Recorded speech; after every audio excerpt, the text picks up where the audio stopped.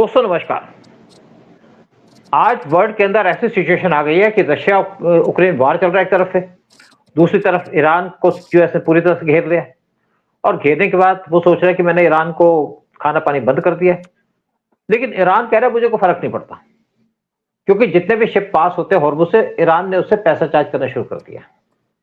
चुपचाप पैसा रिचार्ज कर पैसा ले रहा है उनसे। जो चाइनीज शिप जाते हैं वो तो उनसे पैसा लेता है, चाइना इनको आर्म्स दे देता है, तो उनका धंधा अच्छा चल रहा है, दोनों का धंधा अच्छा चल रहा है। और ये भी कहा जाता है कि जो इंडियन शिप आते हैं वो भी पैसा दे रहे हैं, शायद ₹18 करोड़ दे रहा है जो भी शिप पास होता है, क्योंकि हमें चाहिए एनर्जी। हमारी एनर्जी बंद होगी तो हमारी कंट्री के अंदर इन्फ्लेशन हो जाएगी, और हमारी कंट्री के अंदर इन्फ्लेशन होगी तो हमारी कंट्री के अंदर हर एक चीज के प्राइसेस बढ़ जाएंगे। तो हम इसको टॉलरेट नहीं कर सकते। और जो यूरोप जो सिर्फ सबसे ज्यादा सफर कर रहा है वो भी गेम खेल रहा है अपनी। ट्रंप का साथ तो दे नहीं रहा, क्योंकि ट्रंप ने हर एक को धमकी दे रखी है। देखिए, स्पेन ने मना कर दिया था कि मैं आपके यहाँ वारशिप को उड़ने नहीं दूंगा अपने बेसिस से। उसके बाद इटली ने भी कह दिया हम आपको अपने बेसिस को यूज नहीं करने देंगे जो अमेरिकन बेसिस है। फिर इवन ब्रिटेन ने कह दिया जो उनकी बेस है जहां से इनके शिप प्लेन उड़ते हैं, उसने मना कर दिया कि आपके चिप्स को तो मैं उड़ने दूं, प्लेन्स को उड़ने नहीं दूंगा। तो ट्रंप इस टाइम पे फंस चुके हैं अपने दुश्मनी लेके हर एक से, और टैरिफ के ऊपर भी उन पर बहुत बड़ा एक्शन हो गया। इन द मीन टाइम क्या है कि जो इस वार को रोकने का जो पर्पस था वो दो ही कंट्री रोक सकते हैं इस वार को, एक रशिया और एक चाइना। ये सब मिलके काम करेंगे तो वार रुक सकता है, क्योंकि ईरान इन्हीं की सुनता है, यही दो आर्म्स सप्लाई करते हैं। लेकिन ट्रंप ने बार बार चाइना को धमकी देकर के कि मैं तुम्हारा वेनेजुएला में ऑयल रोक दिया, तुम्हारा ऑयल में यहाँ रोक दिया, तो चाइना इनका साथ दे नहीं रहा यूएस का। उसको पता है कि ट्रंप इस पे टोटल पूरी तरह से फंस चुके हैं और मिड टर्म इलेक्शन होंगे, ट्रंप वहां पे हार जाएंगे, उनकी हालत बुरी हो जाएगी। दूसरी तरफ रशिया से उम्मीद थी कि रशिया बीच में आएगा, लेकिन वार रोकने के बजाय एक जो यूरोपियन कंट्री है उन्होंने बहुत बड़ा स्टेप ले लिया। उन्होंने $106 बिलियन दे दिए लोन पे यूक्रेन को, क्या आप लड़ते रहो मरते रहो। तो ये चल रहा है। तो इसी पे चर्चा करेंगे कि आज वर्ल्ड में क्या तैयारी चल रही है, क्या वर्ल्ड वार होगा। पूरी उम्मीद लगाई जा रही है कि वर्ल्ड वार की इस टाइम पे फाउंडेशन डाल दी गई है। और इसी चर्चा करने के लिए हमारे उदय शंकर पांडे जी बैठे। उदय शंकर पांडे जी, आपको मैंने कई बातें बता दी, आप देखिए कि आपको लगता है कि वार रुकेगा या वर्ल्ड वार होगा। सर, जिस कंट्री ने उसको मना कर दिया कि भाई हम लोग अपने बेसिस नहीं देंगे, हम इसमें इन्वॉल्व नहीं होंगे, अब ट्रंप ने उनको धमकाना भी शुरू कर दिया। देखिए, उसके दिमाग में ये बैठा हुआ है कि मैं पावरफुल आदमी हूँ, मैं दुनिया का लीडर हूँ, मैं जो कहूंगा वही होगा। अब वो हो नहीं रहा। और दूसरी प्रॉब्लम क्या है कि इसके लगता है ये पूरा रावण की तरह इसके 10 सर है। ये कौन सा सर क्या बोलता है वो कुछ को किसी को नहीं पता। वो अभी 1 मिनट में उसने इंडिया को और चाइना को गाली दे दी और इमीडिएटली उसने विड्रॉ कर लिया वो स्टेटमेंट, और ये कह रहा है कि नहीं, India is a great country and Modi is my वो फेवरेट, उसका sentence is my great friend. यार, तुम दुनिया का अगर लीडर हो तो careful of what you are talking, what you are saying.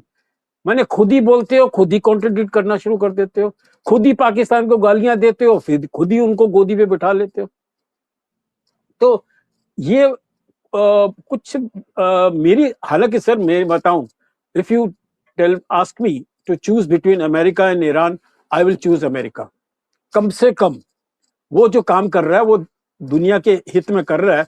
जिस तरह से कर रहा है वो गलत है, जिस तरह से वो टैक्टफुल नहीं है, वो स्टेटमेंटशिप गायब है जो अपने ट्रम्प भैया कर रहे हैं। But at least they are more concerned about the global peace than Iran को तो कुछ लेना देना। ईरान सर पैसों का, मैं शुरू से बोल रहा हूँ, वो शुरू से पैसों का पीछे लगा हुआ है कि मुझे इसका पैसा दो, उसका पैसा दो, मैं इसका लूंगा, उसका लूंगा, मेरे यहाँ जो तोड़ दिया तुमने वो उसका तुम रिपेयर का इतना बिलियन दो, जो तुमने मेरा फ्रीज कर दिया वो खाली पैसों की बात कर रहा है। मैं उधर थोड़ा सा आपको बीच में थोड़ा सा आपको ज्वाइन करूं, फिर हम आगे बात करते हैं। देखिए, ईरान को जो पैसा चाहिए ना अपनी पब्लिक के लिए चाहिए, वो पब्लिक पे नहीं खर्चेगा, वो खर्चेगा आर्म्स पे, वो खर्चेगा हमास पे, वो खर्चेगा हिजबुल्लाह पे, वो खर्चेगा हुतीस के ऊपर। और मैं ईरान को सपोर्ट करता हूं, ईरान के पब्लिक को सपोर्ट करता हूं, ईरान के रिजीम को सपोर्ट नहीं करता, क्योंकि पब्लिक सफर कर रही है और पब्लिक को पता है कि हमारे पास कोई ऑप्शन नहीं है, हम यही फंसेंगे, यही मरेंगे। क्योंकि वहां पे जैसे मैंने कहा, एक नान जो 2 रियाल का मिलता था आज वो 20,000 रियाल का मिल रहा है। आप सोचिए कि 10,000 टाइम्स महंगाई हो चुकी है वहां पे। इंडस्ट्री जो छोटी मोटी थी वो भी सारी बंद हो चुकी है। खाने के लिए वहां सिर्फ फ्रूट्स उगते हैं, वहाँ आटा दाल चावल नहीं उगते, कम उगते हैं। फ्रूट्स उगते हैं, वहां पे उगते हैं आपके ड्राई फ्रूट्स, उससे पेट नहीं भरता। सारा सामान इंडिया से आता था, लेकिन ईरान इस टाइम पे एक बड़ी उगराई कर रहा है। हॉर्मोज से जो भी शिप पास करता है उससे पैसे ले रहा है, और हमारी मजबूरी है कि हमें पैसे देने पड़ेंगे उसको, क्योंकि कोई चारा नहीं है किसी के पास। अगर यहाँ पे ऑयल जुलाई तक ना सप्लाई हुआ या ऑयल नहीं खुला तो पूरा वर्ल्ड बर्बाद हो जाएगा। और ये भी कहा है ईरान ने कि तुम मेरे ऑयल पे अटैक करोगे तो मैं गल्फ के ऑयल पे अटैक कर दूंगा, सारा वर्ल्ड तबाह हो जाएगा, गल्फ सारा तबाह हो जाएगा। वो तो उनकी तो इकोनॉमी ऑयल पे बेस्ड है, ईरान तो तबाह होगा, सारा गल्फ तबाह हो जाएगा। क्या करेगा वर्ल्ड? जो सारा का सारा डाटा फैलाया ट्रंप ने फैलाया। मैं ये नहीं कहता कि ईरान पे अटैक करना गलत था, लेकिन ट्रंप की जो बड़बोलापन है उसकी वजह से सारा सिचुएशन खराब हुई है। और अगर आज रशिया बीच में आता तो रशिया इसको सोल्यूशन दे सकता था, आज चाइना तो सोल्यूशन दे सकता था, लेकिन ट्रंप ने जिस तरह चाइना को गाली दी थी वो एक गलती करता है। फिर रशिया के साथ जो है आप यूरोपियन यूनियन सारा चला गया कि रशिया हम यूक्रेन को 106 बिलियन डॉलर का लोन देंगे। लोन दे रहे हैं, पैसा को फ्री नहीं दे रहा, और यूक्रेन तो बर्बाद कर दिया। लेकिन अगर वार लंबा चला, रशिया यूक्रेन वार लंबा चला और यहाँ पे भी सिचुएशन चलती रही तो अल्टीमेटली तो वर्ल्ड वार होगा। क्या रास्ता है किसी के पास? कोई रास्ता नहीं है। हाँ, कुछ आप कीजिए, फिर बात करता हूँ मैं। नहीं, बिल्कुल सही कहा सर आप कि रशिया भी कर सकता है, चाइना भी कर सकता है और इंडिया भी कर सकता है, लेकिन इंडिया बहुत ही समझदारी से ये प्रॉब्लम से दूर बैठा हुआ है कि मुझे इस कीचड़ के अंदर नहीं घुसना। बिल्कुल पाकिस्तान सही बात। गलती कर रहा है, पाकिस्तान गलती कर रहा है, वो सब जगह से गालियां खा रहा है। ईरान भी ने उसको धमका दिया कि साले तुम अमेरिकन भाषा बोल रहे हो, तुम लोग सुधर जाओ जाके। और अमेरिकन तो वैसे ही नहीं ट्रस्ट करते, मैं बता रहा हूँ, पाकिस्तान को एक पैसे का ट्रस्ट नहीं है उनके ऊपर। लेकिन उदय मान ली बात, मजबूरी, उदय देखो मैं मजबूरी। आपको बड़ी क्लियर हाँ, बात बता दूं, जो आप कहते हैं मैं आपको बीच बीच में उसी बात पे करता रहूंगा। देखिए, पाकिस्तान जो कर रहा है ठीक कर रहा है अपने हिसाब से। पाकिस्तान मेडिएटर बन रहा है, क्योंकि पाकिस्तान को क्या चाहिए, तुम्हारे से यहाँ का मैसेज वहां दिया, वहां का मैसेज वहां दिया, पाकिस्तान को पैसे मिल जाते हैं। सऊदी ने दे दी ना इनको पैसे, वो पाकिस्तान को चाहिए। मेहनत पाकिस्तान करेगा नहीं, सिर्फ चमचागिरी करेगा, या पाकिस्तान दलाली करेगा। दलाली कर रहा है, ठीक है। अब आप ईरान की बात करते हैं, ईरान ने पाकिस्तान को धमका दिया, क्या फर्क पड़ता है पाकिस्तान को? पाकिस्तान को गाली दे दो, पाकिस्तान को जूते मार दो, पाकिस्तान की पैंट उतार दो, थोड़े से पैसे दे दो, थोड़ा सा ऑयल दे दो, पाकिस्तान को तो यही चाहिए।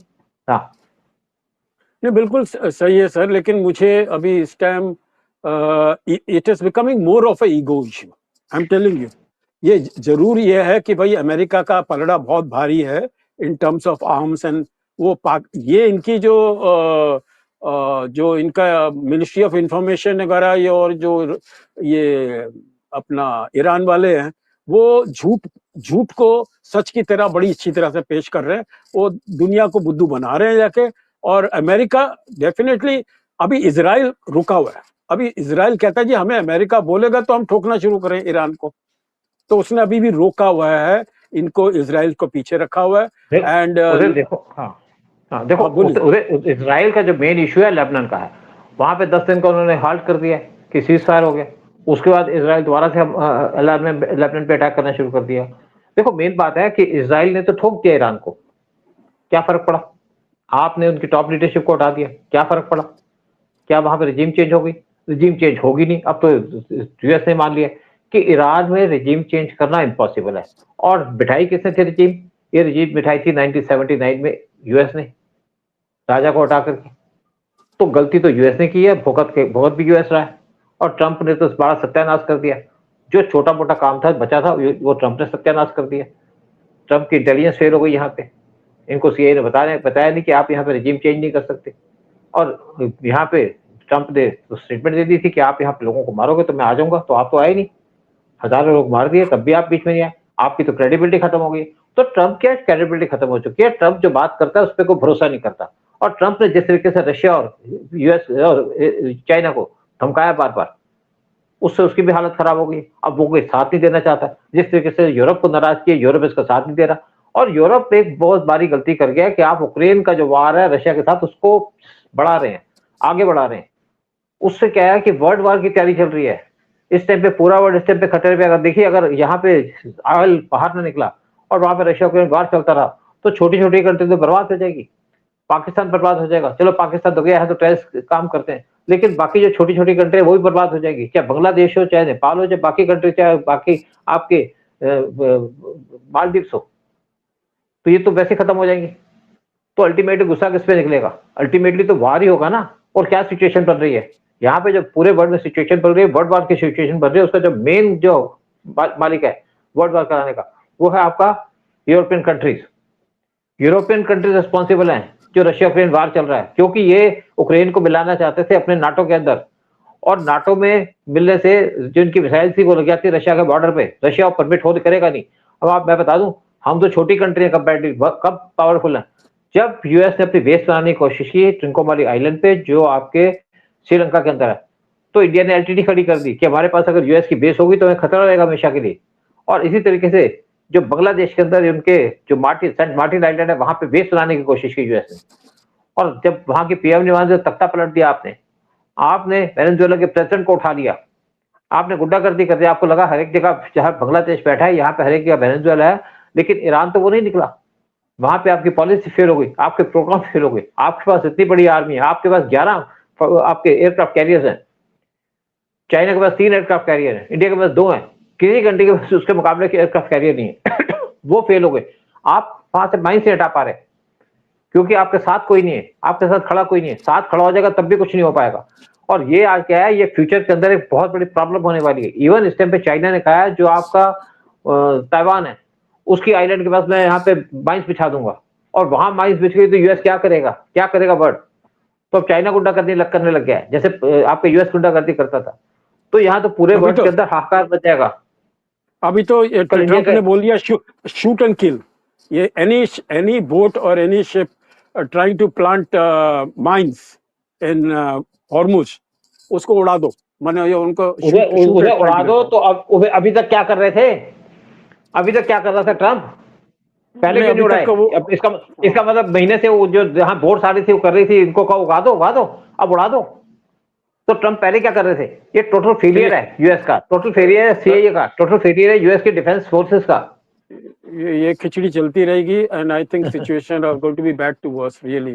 एंड कोई अगर मिरेकल हो गया तो कोई शायद शांति आ जाए, लेकिन मेरे को तो कुछ उम्मीद नजर नहीं आ रही सर। उधर मिरेकल नहीं होते, मिरेकल करवाने पड़ते हैं। मिरेकल के लिए आपको अपना दिमाग लगाना पड़ता है, सबके साथ बैठ के काम करना पड़ता है, बातचीत से सोल्यूशन निकलते हैं। War is no solution. जैसे पीएम मोदी ने जो रशिया के प्रेसिडेंट से कहा था पुतिन से कि आज वार का युग नहीं है, लेकिन वार का युग तो चल रहा है। और ये शांति तब आएगी जब रशिया यूक्रेन वार रुकेगा। और जब घी में आपने आग में घी डालना है, आग में घी किसने डाला है? वो डाला है यूरोपियन कंट्री ने, जब आपने यूक्रेन को $106 बिलियन दे दिए कि आप लड़ते रहो, लड़ाई करते रहो, और ये वार चलेगा तो आपका ईरान का वार खत्म नहीं होगा। रशिया ऊपर से ईरान को सपोर्ट करेगा कि आप चाहो यहाँ पे मिसाइल डालते रहो, और जो अपने सी है वहां पे अपने उगाते रहो माइंस। शिप पास नहीं होंगे, लेकिन ईरान एंजॉय कर रहा है, ईरान के पास पैसे आ रहे हैं, या अपना तेल बेच रहा है युआन के अंदर या लोकल करेंसी के अंदर बेच रहा है। लेकिन इससे क्या है कि वर्ल्ड को इस टाइम पे दिक्कत आ रखी है, पूरा वर्ल्ड इस टाइम पे कर रहा है, जिससे पैसे नहीं वो तो दे ही नहीं पाएगा। इंडिया तो दे रहा है 18 करोड़ पर आपके शिप के, बाकी कंट्री क्या करेंगी? पाकिस्तान तो दे नहीं सकता।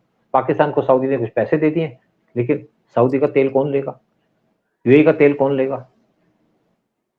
और पाकिस्तान के भी ईरान ने पाकिस्तान के भी शिप को छोड़ दिया, तो definitely Pakistan has paid money. I am telling you, without that, क्योंकि ईरान पसंद नहीं करता चाहे पाकिस्तान। देखो उधर आप बड़ी क्लियर बात देख लो, जब चाइना उसको आर्म्स दे रहा है, चाइना के भी जो शिप जा रहे हैं वो भी पैसा देंगे, पैसा नहीं देंगे तो आर्म्स देंगे उनको।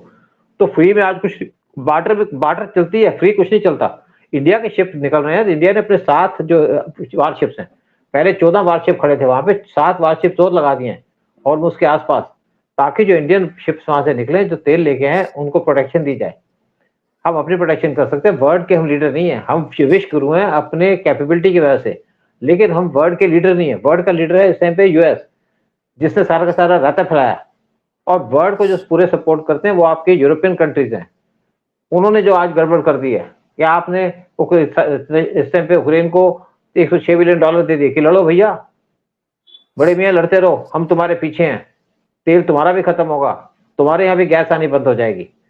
चलिए देखते हैं क्या होता है वर्ल्ड के अंदर, क्या यहाँ पे वर्ल्ड वार होता है या लड़ाई रुकती है, इसी पे आपसे बात करेंगे। हाँ, होप फॉर द बेस्ट आपसे कहेंगे, अपने कमेंट्स दीजिएगा, साथ में चैनल को सब्सक्राइब कीजिएगा, वीडियो को शेयर कीजिएगा। जय हिंद, जय भारत। जय हिंद, जय भारत, वंदे मातरम।